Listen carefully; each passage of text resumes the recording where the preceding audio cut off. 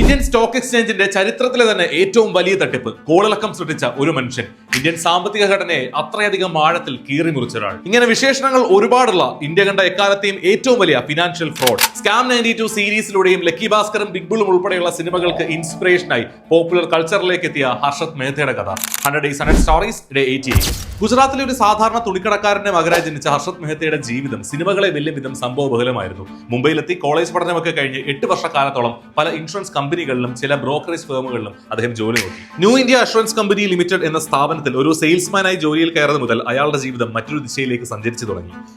കോടീശ്വരനാവണം എന്ന മെഹ്തയുടെ സ്വപ്നങ്ങളിലേക്കുള്ള യാത്രയായിരുന്നു അത്. തന്റെ അസാധ്യമായ വാക്ചാതുര്യം കൊണ്ട് അയാൾ സമൂഹത്തിലെ പല വമ്പന്മാരുമായും അടുത്ത ബന്ധങ്ങൾ ഉണ്ടാക്കി. വർഷങ്ങളോളം സ്റ്റോക്ക് മാർക്കറ്റിൽ നടത്തിയ പഠനങ്ങളുടെ ധൈര്യത്തിൽ 1987 ഗ്രോമോ റിസർച്ച് ആൻഡ് അസറ്റ് മാനേജ്മെന്റ് എന്ന സ്ഥാപനം തുടങ്ങി ട്രേഡിംഗ് ആരംഭിച്ച മേത്ത ഇന്ത്യൻ സ്റ്റോക്ക് മാർക്കറ്റിന്റെ വിധി തന്നെ മാറ്റി. കുറഞ്ഞ മൂല്യത്തിലുള്ള സ്റ്റോക്കുകളിൽ ധാരാളമായി നിക്ഷേപിച്ച് ആ സ്റ്റോക്കിന്റെ ഡിമാൻഡും മൂല്യവും വർദ്ധിപ്പിക്കുന്നു. അങ്ങനെ മൂല്യം ഉയരുമ്പോൾ ചെറിയ വിലയ്ക്ക് വാങ്ങിയ ഓഹരി ആ ഉയർന്ന മൂല്യത്തിന് വിറ്റ് വമ്പൻ ലാഭം കൊയ്യുക. ഉദാഹരണത്തിന് അക്കാലത്ത് ഒരു ഓഹരിക്ക് വെറും 200 രൂപ മാത്രം വിലയുണ്ടായിരുന്ന ACC സിമെന്റിന്റെ ഓഹരികൾ മേത്തയുടെ കമ്പനി ബൾക്കായി വാങ്ങിക്കൂട്ടി. അങ്ങനെ ACC സിമെന്റിന്റെ ഡിമാൻഡ് കൂടുകയും അതിനനുസരിച്ച് ACC സിമെന്റിന്റെ സ്റ്റോക്ക് വാല്യൂ 9,000 രൂപയായി ഉയരുകയും ചെയ്തു. ഉടനടി അത് വിറ്റ് തീർത്ത ഹർഷത് മെഹ്തയ്ക്ക് ഒരൊറ്റ ഓഹരിയിൽ നിന്നുള്ള ലാഭം 8,800 രൂപ.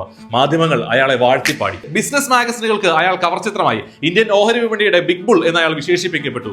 കോടികൾ സമ്പാദിച്ചു. ഹർഷത് മെഹ്തയുടെ സാമ്പത്തിക തട്ടിപ്പുകളുടെ രണ്ടാം ഘട്ടം ബാങ്ക് ഫ്രോഡുകളായിരുന്നു. ലക്കി ഭാസ്കർ സിനിമ കണ്ടവർക്ക് ഞാനത് എടുത്തു പറയേണ്ട ആവശ്യമില്ല. എന്നിരുന്നാലും സിമ്പിളായി പറയുകയാണെങ്കിൽ സാമ്പത്തികമായി തകർന്നു നിൽക്കുന്ന ചെറുകിട ബാങ്കുകളിൽ നിന്നും കടപ്പത്രങ്ങൾ അല്ലെങ്കിൽ ബാങ്ക് റെസിപ്റ്റ് വാങ്ങി നിക്ഷേപിക്കാൻ തയ്യാറാകുന്ന വലിയ ബാങ്കുകൾക്ക് നൽകുകയും അവർ നൽകുന്ന പണം ഈ ചെറുകിട ബാങ്കുകളിൽ നിക്ഷേപിക്കുകയും ചെയ്യുന്ന ഇടനിലക്കാരനായി മാറുക എന്നതായിരുന്നു അത്. എന്നാൽ അതിനുള്ള ഡ്യൂറേഷനിൽ വരുത്തിയ ഡിലേ വഴി കോടികൾ വരുന്ന വലിയ തുകകൾ ആഴ്ചകളിലേക്ക് ഷെയർ മാർക്കറ്റിൽ റോൾ ചെയ്യാൻ ഹർഷത് മെഹ്തയുടെ പക്കൽ കിട്ടി. ഈ തുക കൊണ്ടാണ് അയാൾ ഓഹരികൾ ബൾക്കായി വാങ്ങിക്കൂട്ടിയത്. എന്നാൽ ഒരു തട്ടിപ്പ് പലതവണ ആവർത്തിച്ച് വിജയിച്ചു കഴിയുമ്പോൾ കിട്ടുന്ന ഒരു കോൺഫിഡൻസ് ഉണ്ടല്ലോ, മെഹ്തയ്ക്കും ആ ഒരു കോൺഫിഡൻസ് ആയിരുന്നു. എന്തിനു വേണ്ടിയിട്ട് ബാങ്ക് റെസിപ്റ്റുകൾക്കായി എപ്പോഴും ബാങ്കുകളെ സമീപിക്കണം. അതുകൊണ്ട് സ്വന്തമായി ഫേക്ക് ബാങ്ക് റെസിപ്റ്റുകൾ അച്ചടിക്കുന്നതിലേക്ക് അയാളെ കൊണ്ടെത്തിച്ചു. അതുവഴിയും അയാൾ കോടികൾ സമ്പാദിച്ചു. എന്നാൽ 1992 ഏപ്രിൽ 23 വ്യാഴാഴ്ച ഇന്ത്യൻ ഓഹരി വിപണിയുടെ ചരിത്രത്തിലെ കറുത്ത ദിനം. ടൈംസ് ഓഫ് ഇന്ത്യയുടെ പ്രശസ്ത ബിസിനസ് ജേർണലിസ്റ്റ് ആയിരുന്ന സുജേത ദലാൽ ഒരു ആറ്റം ബോംബിട്ടു. ഹർഷത് മെഹ്തയുടെ മുഴുവൻ തട്ടിപ്പുകളെ കുറിച്ചും താൻ ശേഖരിച്ച വിവരങ്ങൾ അവർ പരസ്യപ്പെടുത്തി. ദലാൽ സ്ട്രീറ്റിലെ നായകൻ ഒറ്റ ദിവസം കൊണ്ട് വില്ലനായി മാറി.